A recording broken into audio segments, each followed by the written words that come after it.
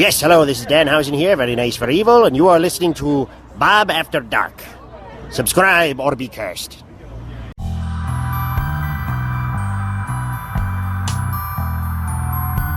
From Mothman and Nessie to the spirit that haunts your home, welcome to Bob After Dark, a podcast about legends, lore, and the supernatural. So turn your lights down and your volume up and enjoy your trip to the shadows.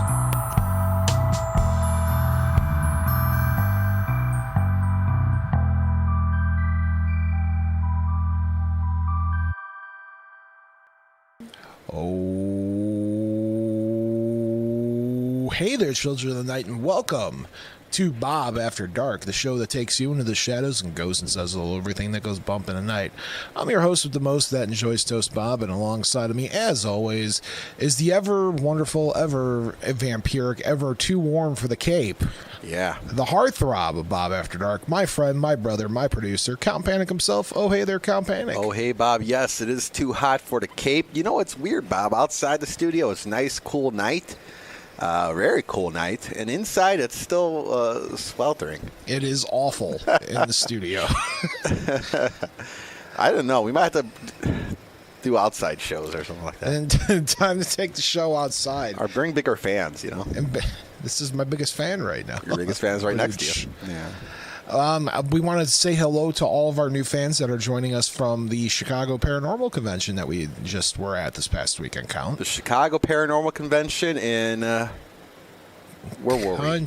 Countryside, Illinois. Yes, Countryside. Yeah, Jack, of course. Jack Chavez, our friend, yep. Jack Chavez, who has a podcast himself, right? Yeah, Channeling Chavez. He put on a great time there at the Chicago Paranormal Con. Yep. And, you know, we saw a lot of familiar faces, Bob. We did, and we saw some new ones, so hello to everybody. If this is your first time watching or listening to an episode of Bob After Dark, we're your weekly show where we talk about legends, lore, and the supernatural, things that go bump in the night, lights in the sky, weird cryptid stories, and, of course, Count Panic's favorite flavor of lemonade to quench his thirst in this hot studio. Would it be lemon? Well, I mean, you could get like strawberry lemonade or regular lemonade. Yeah, you know what? I just like the simple lemonade. I like the Arnold Palmer. Ooh, good choice. Half and half of lemonade and iced tea. Of course, you don't have to spike that. You could just drink it naturally as well, but it goes well. I could use some right here, right now. I would say so. Do you have a favorite? Just a regular lemonade for me. Nothing fancy for Bob. No. All right, Count. So Bill, I was able to find you on Coast to Coast AM. And your interview talking about the Mothman and the Point Pleasant Bridge collapse was some of the most intriguing Mothman history lesson I've ever learned. And that says a lot because I've studied the Mothman prophecy a lot over my lifetime. And I just want to say that thank you for coming on and, reading yours and Jackie's bios. It's very interesting to have you guys on. So now that you can hear me, I can properly thank you guys for coming on. We appreciate the compliment. Thank you for giving us some time to talk. It's really nice to meet you. And you guys are talking from a different place, which is really cool. Where are you guys broadcasting from this evening?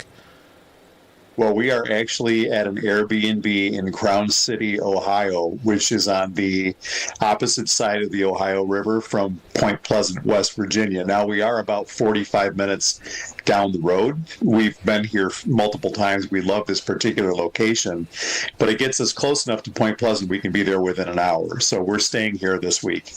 Oh, that's so amazing. Have you guys made your pilgrimage to the statue this week yet, or did you just kind of arrive? Well, we got to town Saturday night, late, crashed out. We went downtown Sunday. I guess today is Tuesday now, isn't it? Yep. It's been a blur. But yeah, we've been downtown multiple times already, and we did the obligatory Mothman photo with the both of us in the same picture. I think that might be one of the first ones we've ever done in front of the statue together, hasn't it? You and I? Yeah. No, we've been in front of the statue together quite often. Okay, well, never mind me then. Stand corrected. Every time we come, we get a picture of both of us together in front of the statue. You'll find out quick, Bob. She's the brains of the operation. That's okay. We're Cow Panic and I are still trying to figure out who the brains of the operation. I don't think is. nobody has brains. We have between the two of us. We still can't. We got figure one that out. molecule. I think. But so I tell me a little bit about yourselves. Let's start with Jackie. Let's tell us a little bit about yourself. I'm actually a retired postmaster and paranormal enthusiast. I have been an experiencer my entire life. Since I know of from the age of 3 years old. It started with my siblings and I. There were 4 kids in the family, waking up at the exact same time at night, looking down the hallway and seeing an apparition of Jesus standing there. And they ran to mom and dad's bedroom. I was the youngest of the kids, and I was not afraid until they were freaking me out like, Jackie, hurry, run, run, run. And I remember looking down at my feet thinking I didn't know if my feet were going to be fast enough to get me down the hallway before Jesus could get me. But from there, it just kind of spiraled. My entire childhood was filled with different types of things. I've had numerous experiences of paranormal of activity. I've seen UFOs, I've seen orbs, I've seen unexplained things in the sky, like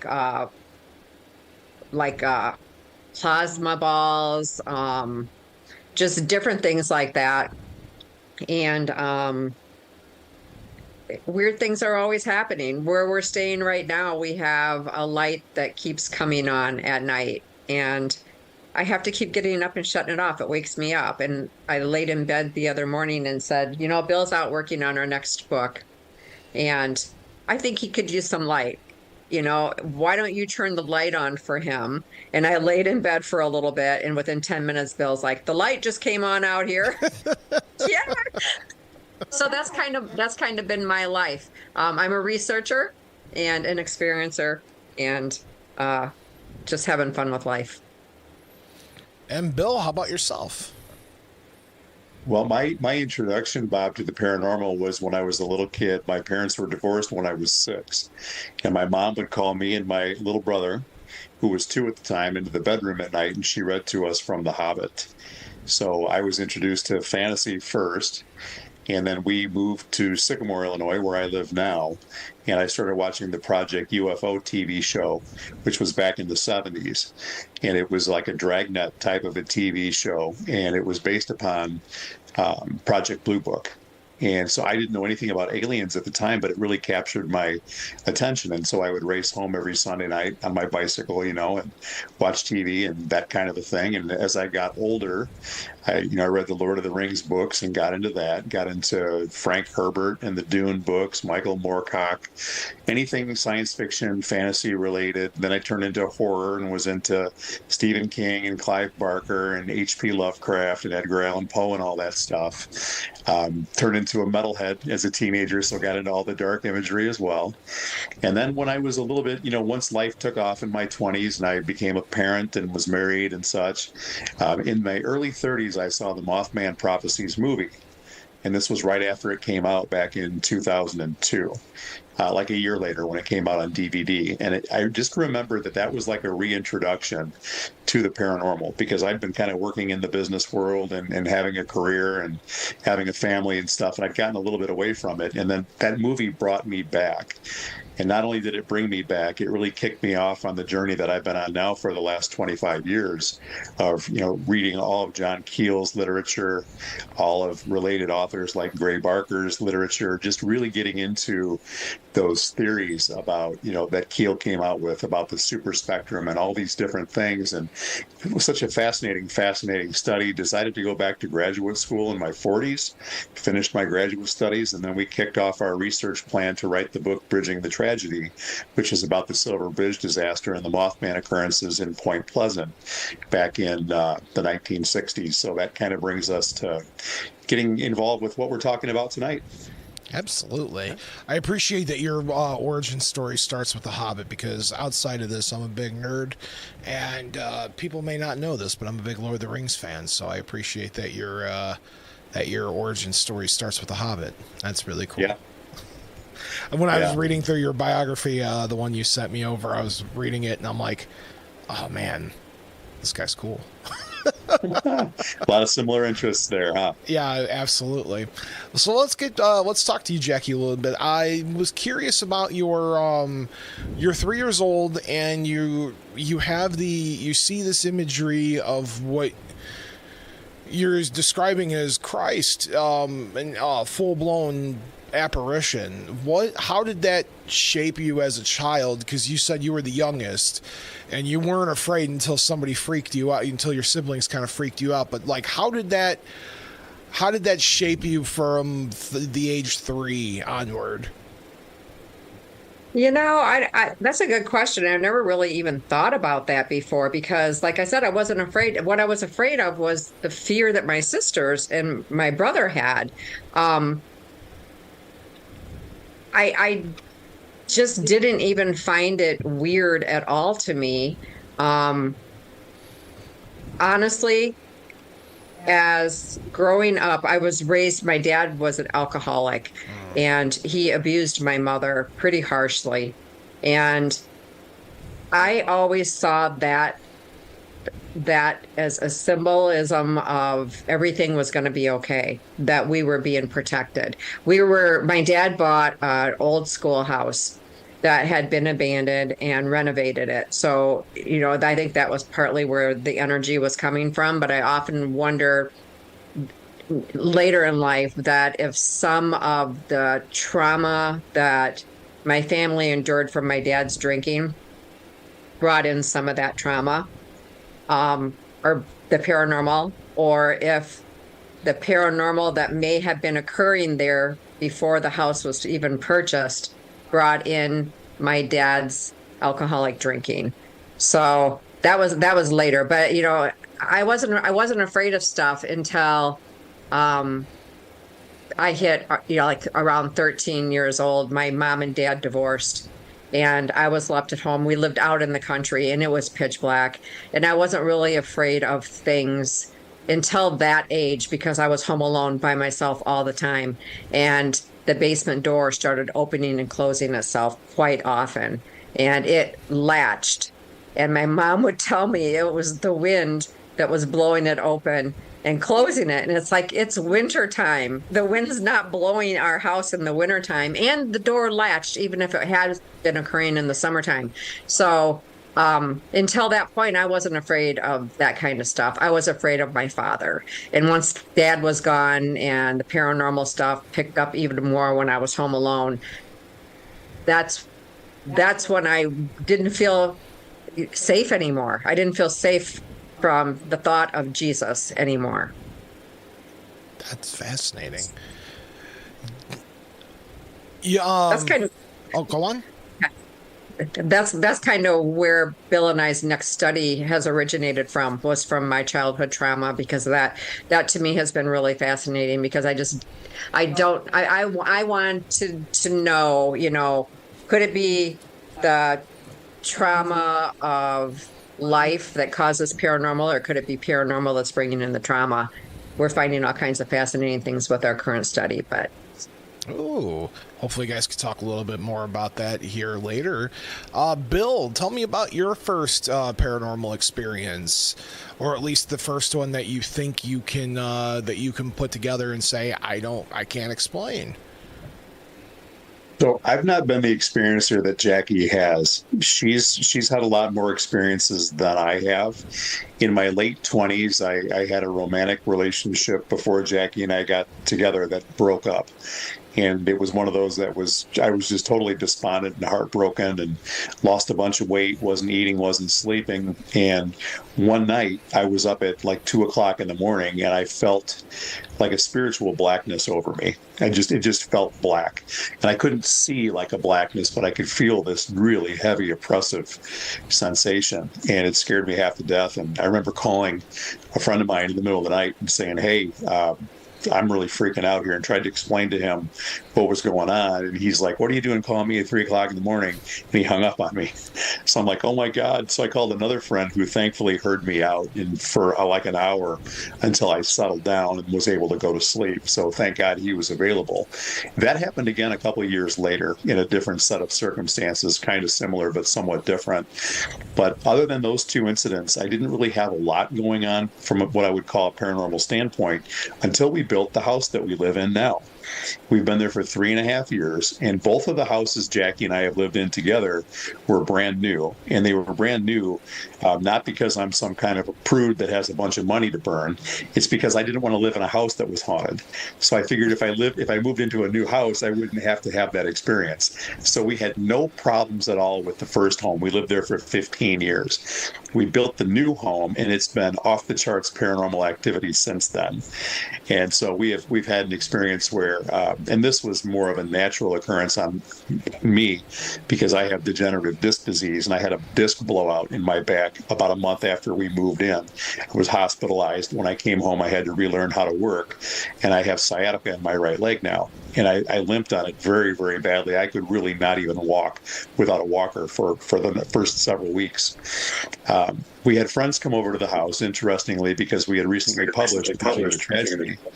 And they wanted to talk with us about that. And I went into the bedroom, and one of our dogs, we had a couple of labs, they were still puppies at the time, was in the bedroom standing, and she wouldn't move. And this was a very vocal dog who would usually bark and really get into it. She was just a very active puppy, you know. And she came up lame on her right leg, same one that I was having problems with. Well, then Jackie had problems with her right foot. So all three of us are having these difficulties. Well, we had a lady who we interviewed for Bridging the Tragedy, and Jackie, also having psychic abilities, were able to intuit that there had been some type of an accident on the land when it was farmland many years before, in which a farmer had a serious leg injury and perhaps was killed in this accident. Thankfully, we haven't been killed, but we all experienced this trouble on our right side. So that was just one thing, and Jackie could tell you plenty more things if you'd like to hear them. I would love to. I was going to jump to that next and say, so you tried to dodge a bullet of the haunted house, and somehow you ended up with a haunted house. We kind of did. Yeah, we kind of did. So, Jackie, how's it feel to live in a haunted house? Wow. Well, I grew up in one. Sure. So, I mean, you know, I don't even know if it's the house, the land, whatever it is that's haunted, you know, but I actually, after I got done talking, it's like, I lied, because my very first experience that I had was why my mom and dad were still together. That terrified the hell out of me. And it's my sister and I shared a bedroom, and there would be heads on the dresser at night. And I don't know how long it went on for, but we literally would see these heads on our dresser at night. And sometimes there'd be one head. It'd be like somebody just lopped off somebody's head and plopped it on the dresser. And the heads never moved, but the eyes would shift. And sometimes there would be 3 heads. And I don't know how long it went on for, but it seemed like as a child, like it was going on forever. And that was the most terrifying that I can remember, besides being home alone and the basement door opening and closing. So, so living in the house that we live in now, we were making a list, or I was making a list of things, because it just seemed like it was just like so much stuff going on and on and on. We had adopted the lab puppies, rescued them, and we have a ghost bark that occurs in our house. And Bill and I will hear it, but the dogs don't respond to it at all. So we have that going on. We had, while he had his injury, I was sitting at the breakfast bar, and this orange comes rolling across the breakfast bar and stops like an inch near my arm. It just stops. We came home from a haunted weekend where we did a paranormal convention, and I saw a gnome during that weekend at this lodge. And we come home, and Bill is as close to the kitchen sink as anyone, and he's like 10 foot away, and the kitchen sink comes on full blast. I mean, it's just stuff like that that's constantly occurring in our home. It's like we saw, he's never seen an apparition of anything. I saw a tall, slender, black dressed or dark dressed man walking across our yard heading north. And I like run to the door because it's like, who's in our backyard? It's fenced in. I mean, we just built a fence around our yard. There's nobody there. Bill calls me up. I'm on my way back from my mom's. She was still alive at that time. And he's like, you're not going to believe this, but I just saw a woman in 40s clothing walking across our backyard, and there's nobody there. I mean, it's just like, just the stuff in this brand new built house. So that's pretty amazing. What do you think, Count? Yeah, I mean, when you buy a brand new house there, you wouldn't think about you think about a haunted house being something from what, the 1800s or sure 1900s. Victorian style. But yeah. But a new house, you got to wonder what the heck is going on around here. It's like Poltergeist, right? There's Yeah. a brand new home, but I hope your house has not been built on an ancient burial ground. Let's hope that your hauntings are a little bit more positive than stuffed clown coming to life in. That'd be the worst case scenario, right there. That would be the worst case scenario. Yeah. I don't think Bill would be very thrilled from trying to not live in a haunted house to going from 0 to Poltergeist. Yeah. But that's again a thing. A brand new house, you don't expect that. Bill, tell me a little bit about your fascination with John Keel. Where does that come from?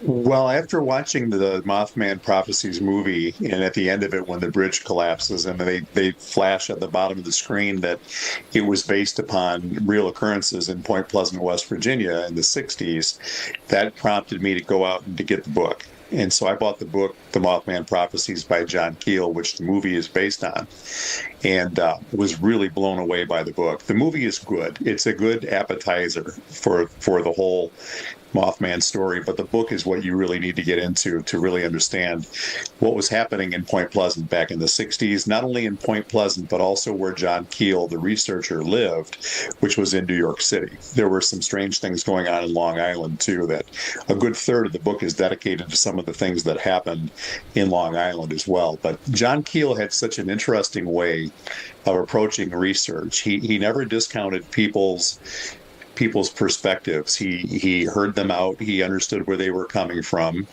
and he just really worked methodically. He looked at things both, quantitatively and qualitatively. So he looked at the numbers and he looked at the real experiences, and then he compiled all of this information, and he did it with a really high degree of expertise. He wasn't even educated, didn't even have a high school education, but people thought he was Dr. John Keel because he had such a strong research methodology that he followed, and the way that he approached the Mothman scenario was fascinating. Taking the stories of the people's encounters and things that they dealt with there, and then the way that he had intercepted all of this information that led to the prophecies that were given to him was just a fascinating story. So the Mothman Prophecies book is about 300 some odd pages long, but it was cut in half right before it was published and split into 2 different books. And there's a second book that really is part of the Mothman Prophecies, but the editors didn't want it in that volume, so he published it under the name of The Eighth Tower. And in The Eighth Tower, he goes into his stories of what he calls the super spectrum, or his whole perspective of how these different phenomena, whether they're UFOs, whether they're extraterrestrials, whether they're Mothman, Bigfoot, whatever it is, that it all kind of emanates from the same place, and that with human perception, we can only see certain bands, like through infrared down to ultraviolet, and we can't really go beyond that spectrum. Some people, like my wife, has the ability to be able to see a little further down the road than I can, so she has greater perception. But cats and dogs, they tune into things that we can't tune into, and Keel talked about how perceiving some of these phenomena is similar to like turning a radio dial, like we used to do back in the 60s and 70s. You can turn a radio frequency to a certain station, and you're going to hear, the score. Talk radio, sports radio is going to be on. You turn a little further down the dial, and you're going to have WBBM talk radio. Well, Keel likened it, the perception of paranormal phenomena, to listening to a radio and being tuned into a certain frequency.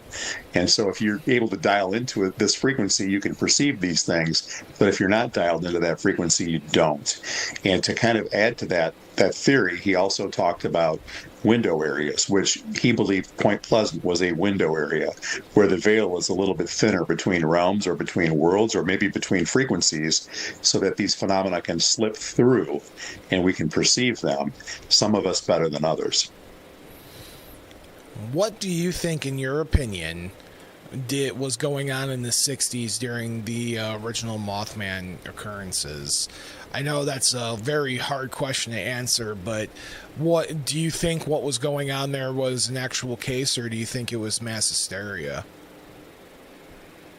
Well, based upon the people that we've talked to in this area here, and of course this was a long, long time ago now, a lot of the original recipients are gone. They're just, you can't talk to them because they're not alive anymore.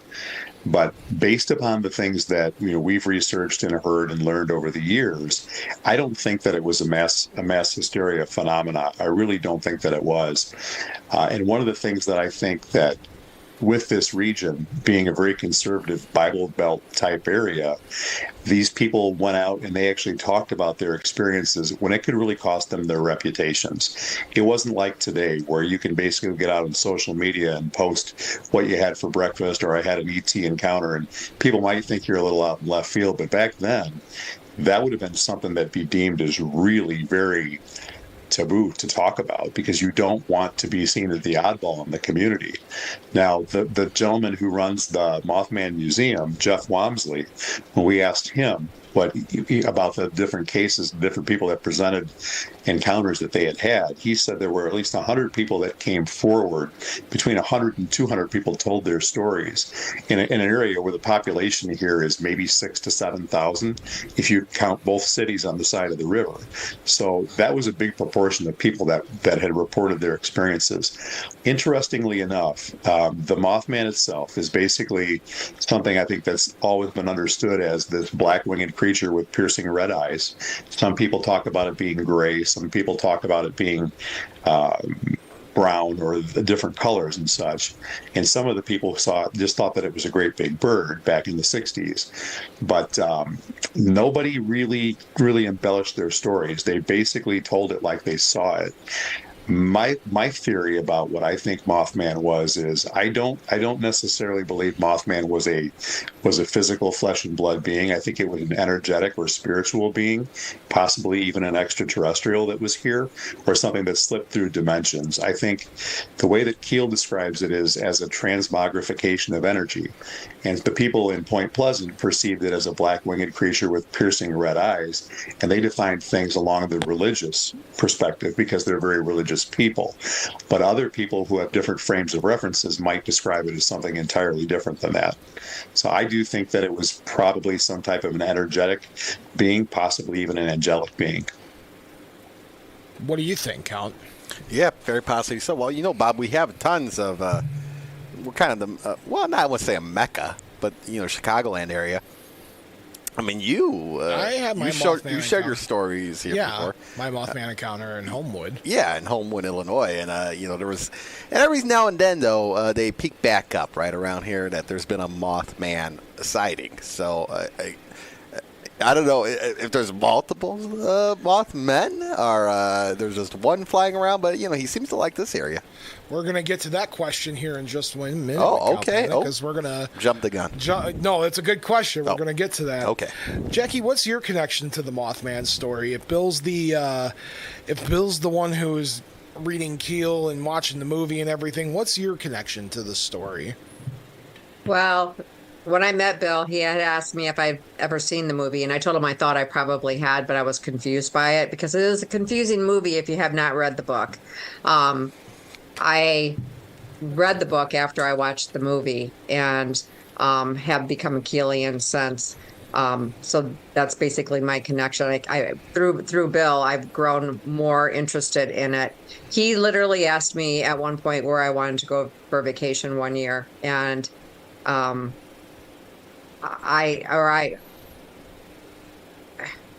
I wanted to go to like Mexico or someplace like that where we would normally go. He wanted to go to Point Pleasant, and I'm like, okay, I'll go to Point Pleasant as long as we go past the Serpent Mound on our way there. Once I got to Point Pleasant and got to know the people and got to walk the grounds where John Keel actually did his investigation, where Mothman had actually been reported, where the bridge had actually collapsed. I wanted more information. I wanted to know more about all of it. I wanted to talk to the people here. I wanted to know, did Mothman bring the bridge down? I wanted to know what Mothman truly was or is.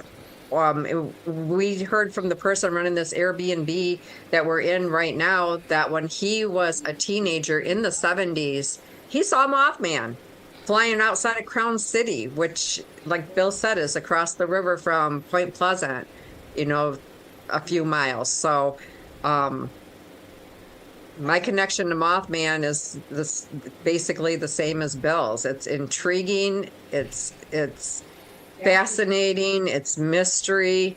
It's possibly alien. It's possibly ultra-terrestrial. It's who knows? Who knows? Carolyn Harris she's passed away. She was one of the co-founders of the Mothman Festival, and she thought Mothman was an angel.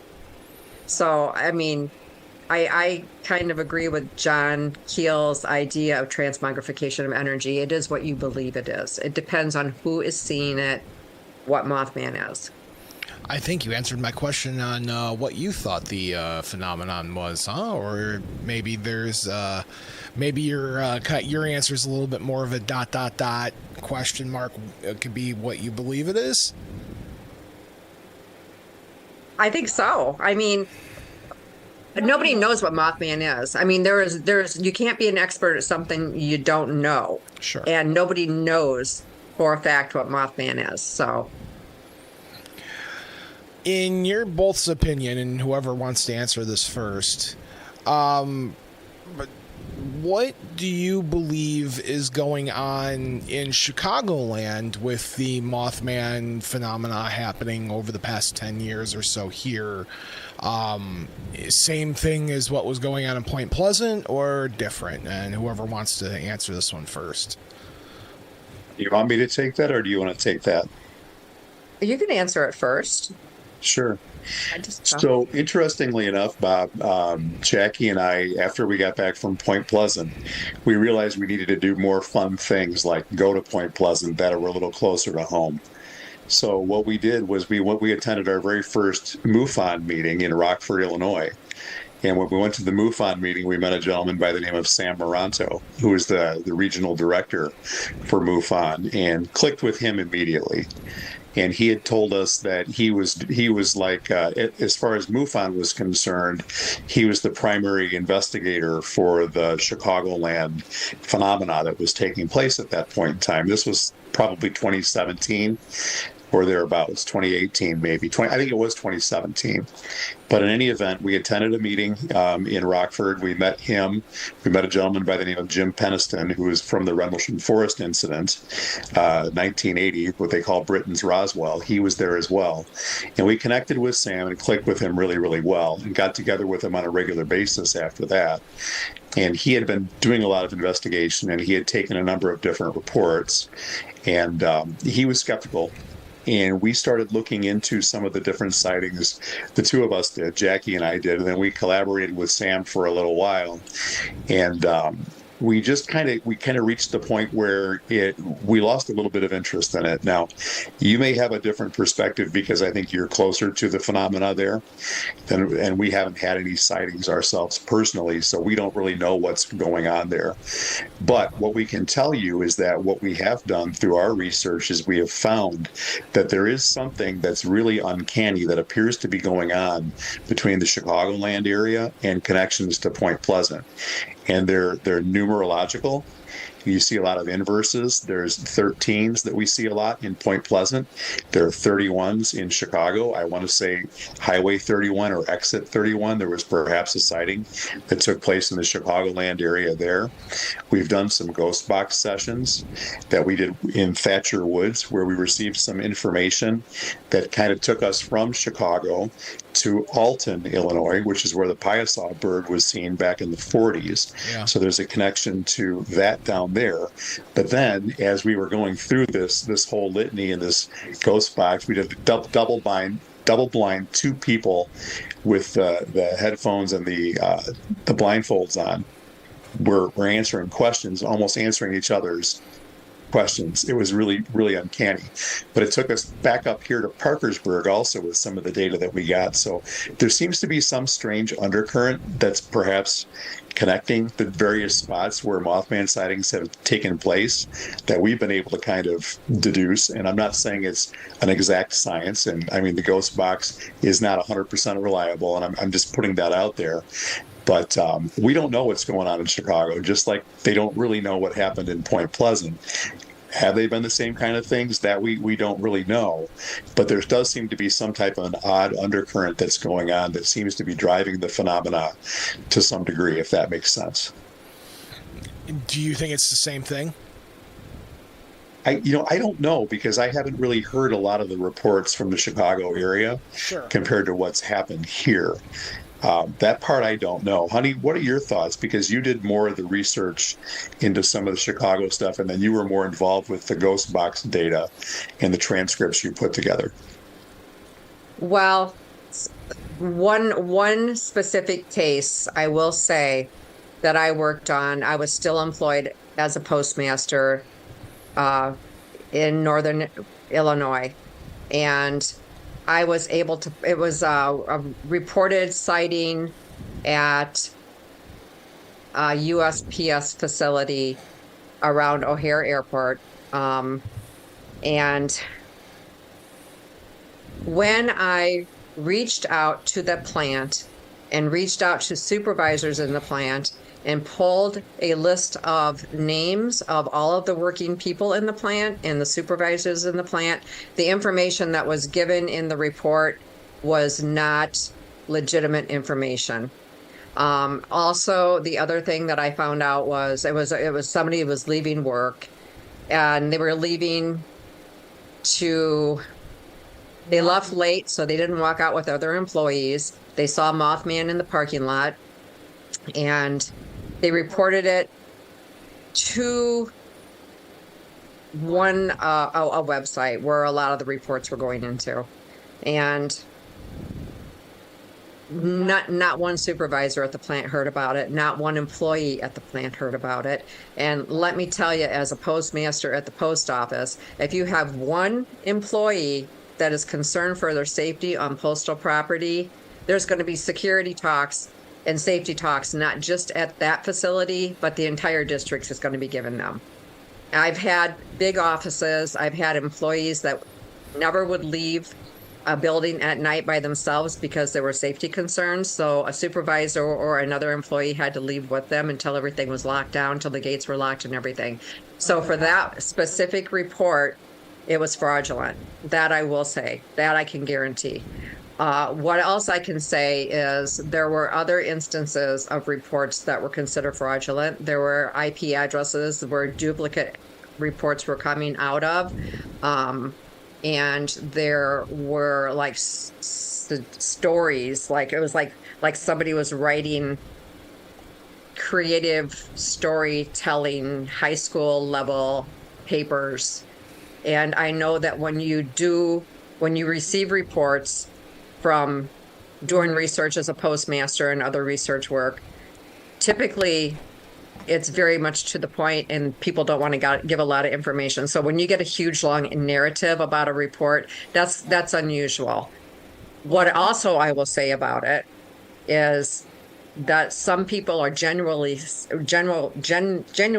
seeing things and reporting what they're seeing, and they're reporting in a fashion that's believable. So I believe that some people are just getting on the bandwagon because they want to be a person that's reporting, or some people are making up reports to whatever reason. I don't know why, but I also know that other people are actually seeing things.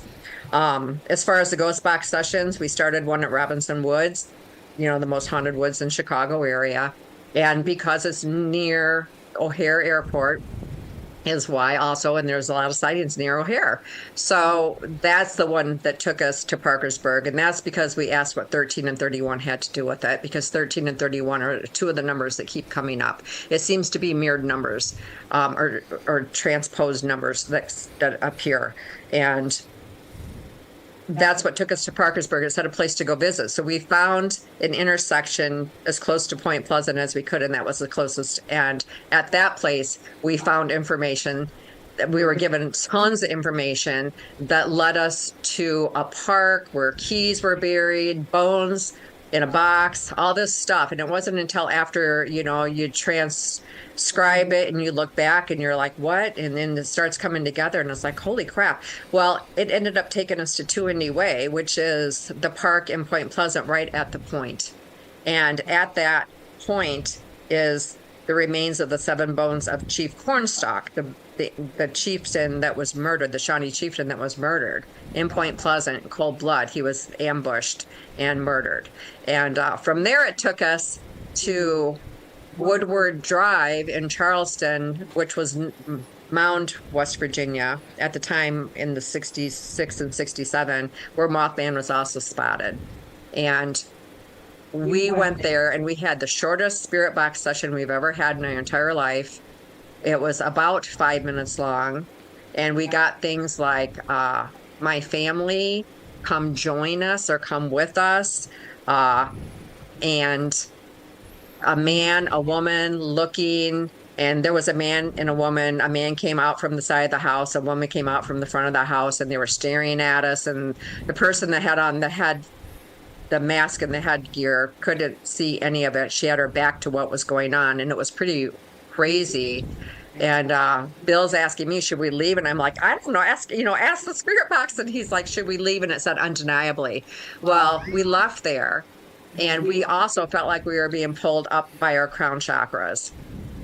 And when we said this to someone who grew up on that street that had missing time and had seen a UFO, she said, don't let them take you. Well, when he asked if we should leave, it said undeniable. So we took off out of there, and we were so confused when we left that area that we completely forgot the whole reason we went to Charleston was to go to where the bridge had collapsed in 1904 on December 15th. And we wanted to go there to the confluence, and it was crazy. And so when we're looking back at that very short transcript, it's like it's talking about our family, come with us, and all these other little things, little small details. I seriously think we had contacted Charles Manson, because we had found out later that where we were parked, there was a grassy area where the man came around from around the house. Charles Manson had locked the doors of a school with children in it, and it was his first criminal act at 12 years old, where he burned the school down with children in it. I just got major goosebumps saying that. You just gave me goosebumps hearing it. Yeah. Yeah. So and that's just like when he was talking about some of the coincidences between Point Pleasant Mothman and Chicago Mothman. It's not just numbers. There are names that, there's names that are weird. We've been able to track Cornstalk, the Shawnees, from Point Pleasant through Chicago up into up around Mackinac area. I mean, there's just tons and tons of stuff. So you've heard of the trickster and the paranormal. I think that's probably what's going on with a lot of the Mothman stuff.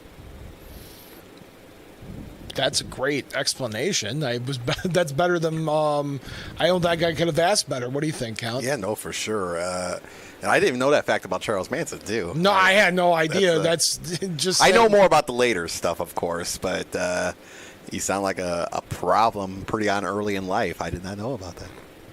Yeah, he has troubled child. Yeah.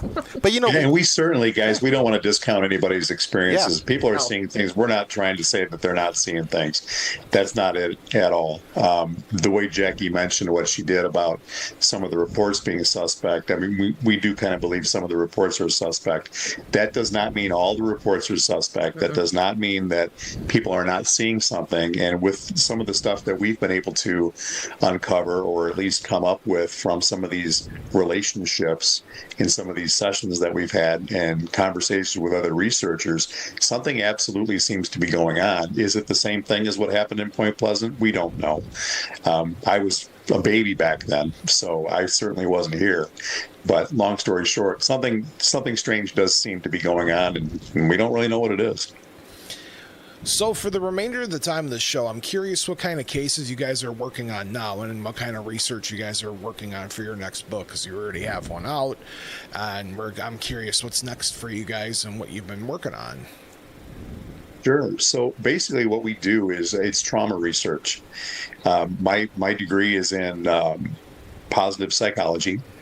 And so what we do is we try to look at situations like the Silver Bridge disaster and the Mothman here in the Ohio River Valley. And our first book was about the relationships between the trauma that happened from the bridge disaster, some of the paranormal encounters that happened back in the 60s, but then focusing on the good things that became in the people's lives as a result of going through some of the extraordinary and negative, painful phenomena. So we were able to, the study that we did for the first book, Bridging the Tragedy, we interviewed 11 people for that, and then we were able to do the analysis, basically, that showed that there were about 15 different growth dimensions, positive things that happened within the community here in Point Pleasant and the greater Ohio River Valley. The current project is going to be a book called Transcending the Darkness. And like Jackie mentioned earlier, it's because of the relationship between trauma and paranormal activity. We don't know that they're causal. We do think that they're somehow related, but we wanted to interview people who had experienced significant trauma in their lives and had extraordinary paranormal phenomena. So we interviewed 14 people to be able to do that. And anybody from, people that we just met at paranormal conventions, people who came forward, said, I heard about your study, et cetera, to some other top-line people such as Michael Carter from the Ancient Alien series. He's part of the next book.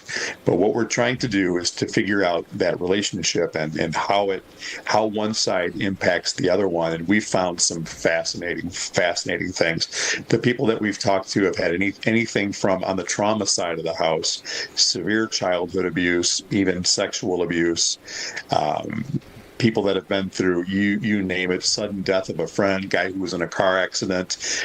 He was in a car accident because a guy jumped in front of him and committed suicide, basically, with our friend's vehicle.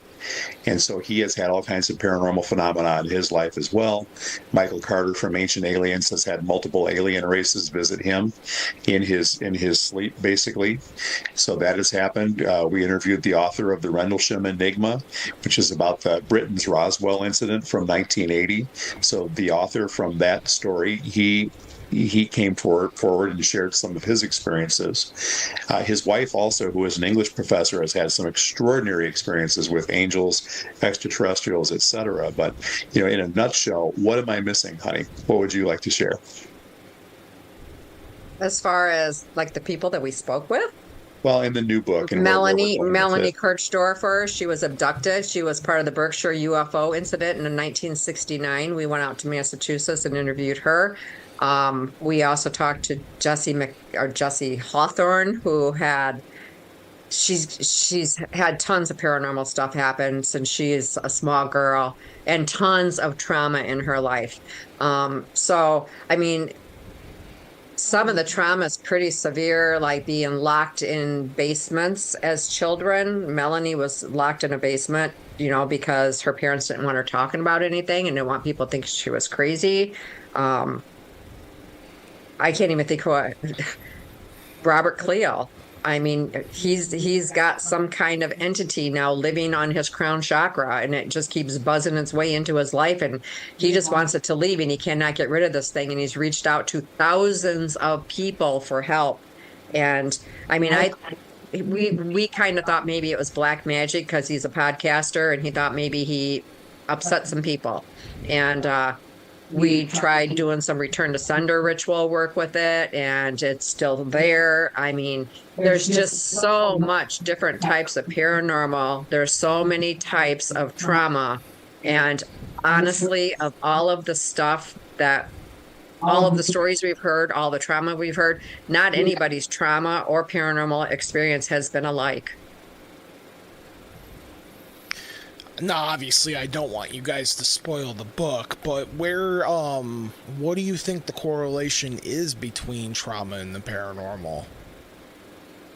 So I had a conversation with researcher Grant Cameron a couple of years ago, and we were talking about how we believe trauma opens a gateway to extrasensory experiences. And he had told me in his research he believes that anything that can shut down the left brain, the analytical side of the way that our brain functions, opens us up to the right brain, which is more experiential and spatial and relationship focused, but it allows us to be able to utilize that portion of our brain without having that logic, guardrail around it. And so that the right brain has the ability to connect with some of these other phenomena, whether they are extraterrestrial, whether they are, UFOs or Mothman, or, whether it's poltergeist or angelic experience or such. We can perceive these things, but trauma is one of the mechanisms that can shut down the left brain. So that was part of, where we wanted to kind of get rolling with this thing too. But then for some of the people who we've interviewed, like Jackie was talking about, some of the people, the paranormal was the trauma. It was causing the trauma in their lives because they were having ghostly encounters that were terrifying them, or they had poltergeists going on. One lady actually heard her little boy screaming in the basement and thought he was playing with his older brother, went downstairs, and he was down there by himself, and he was pinned down on the ground by some invisible entity. I mean, talk about horrific. This little kid was just like 2 years old. So there was that as well too. But it seems to be somewhat of a sliding scale. I would say more of the people that we interviewed experienced trauma before paranormal phenomena and think that maybe that the traumatic past that they had fractured them in some way or allowed them to use that right brain in a way that maybe we don't have intuitively, or because in this society we use our left brain more than the right, that opens a gateway. But then, like I say, some of the people that paranormal occurrence was the traumatic experience. What do you think the ultimate goal is the ultimate goal of your research then is to correlate trauma to the paranormal? And sounds like all of your research is leading to the answer that there might be an actual correlation between the two, correct? We do think that there is a relationship that exists between the two, but like Bridging the Tragedy, Transcending the Darkness is going to be what the name of the book implies, transcending that darkness. It's what are the positive things that we gain as a result of going through this trauma and this paranormal activity? How can we grow personally? How can we develop? How can we help others?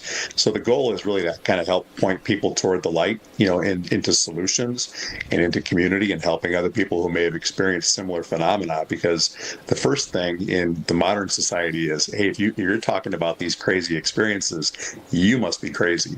So a lot of people are afraid to talk about it. Our goal really is to get people to open up, to find a sense of community. Hey, I'm not alone, and maybe something positive did come out of this. And we're finding all kinds of positive things in the study that we're working on, just like the first book. Excuse me. What is, as we're winding down here with just the last couple of minutes, where can people find your previous book you wrote? Where can people find your current research at? Where can people reach you to at? Jackie, what do you got working on, et cetera, et cetera?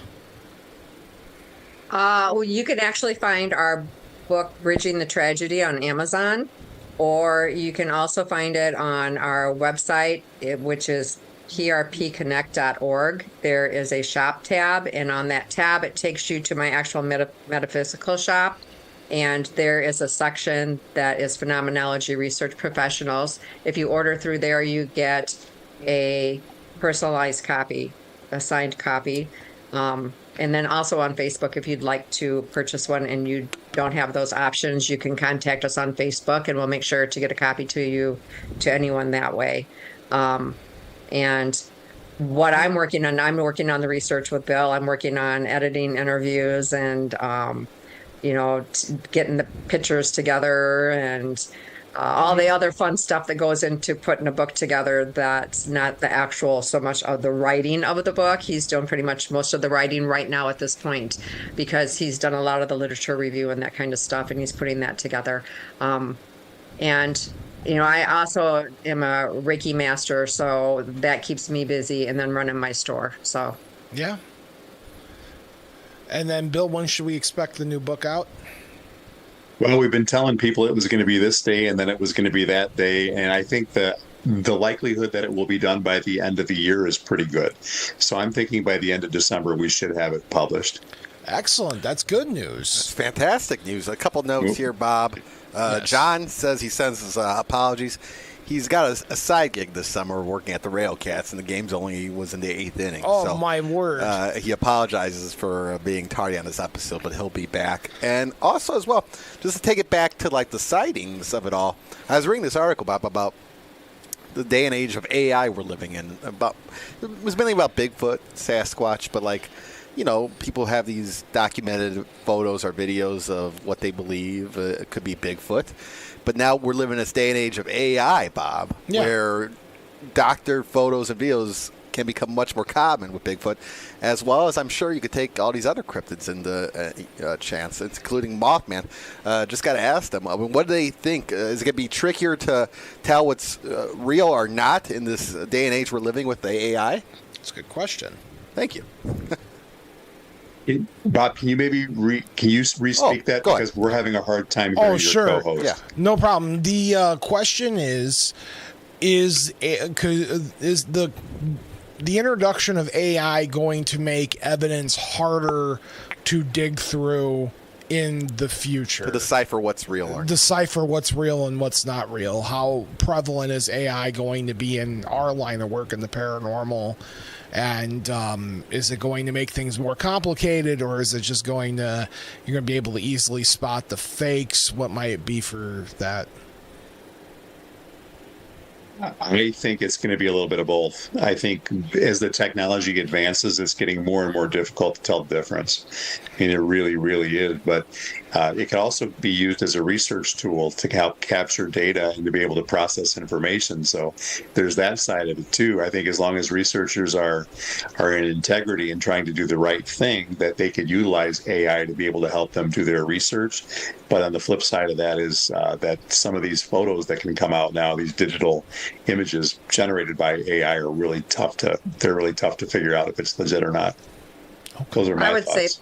I would say that as well, and I'll tell anybody that does any research this: make sure that you are crossing your T's and dotting your I's. I mean, I literally go deep down into Library of Congress for history.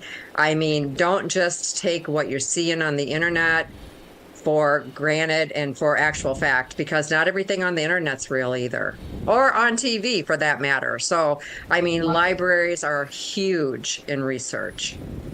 Absolutely. Count Panic with the swing of a way question. Good job, Count. Yeah, you know what? Hard-hitting questions. Hard-hitting questions. Bill and Jackie, I just want to say thank you so much for taking time out of your vacation to do our show. And it's really cool that you guys are live from right outside Point Pleasant. That is so cool. And I hope you guys get to enjoy the rest of your vacation. Absolutely. Hey, thanks again, Bob, for having us on the show. We appreciate it. Absolutely.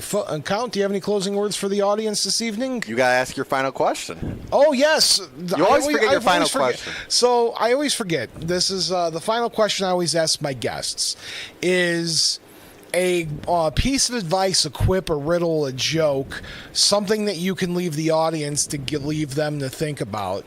I think Jackie was able to give a good one where it's don't believe everything you read. So, but it could be something different. So, what do you guys got for us? Do you guys have something? It could be as simple as don't play with matches. What do you think, Eddie? Don't play with the trickster.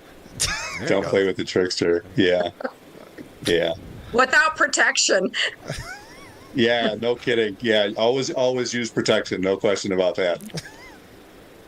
All right. Thank you guys so much for coming on the show. And on behalf of myself and Count Panic, we just want to wish the audience sweet dreams. Good night. To my mom, I just want to say good night to you and sweet dreams.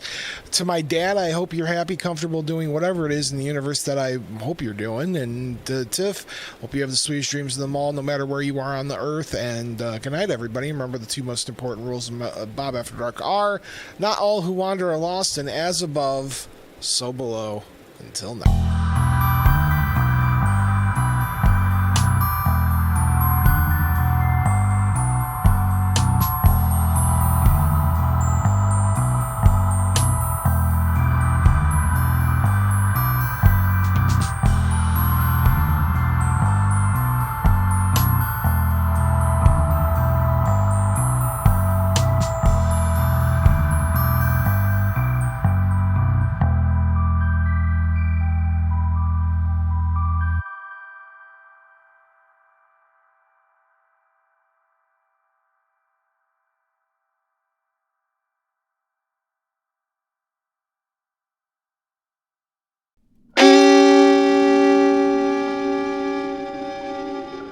Memoriam Development. Go.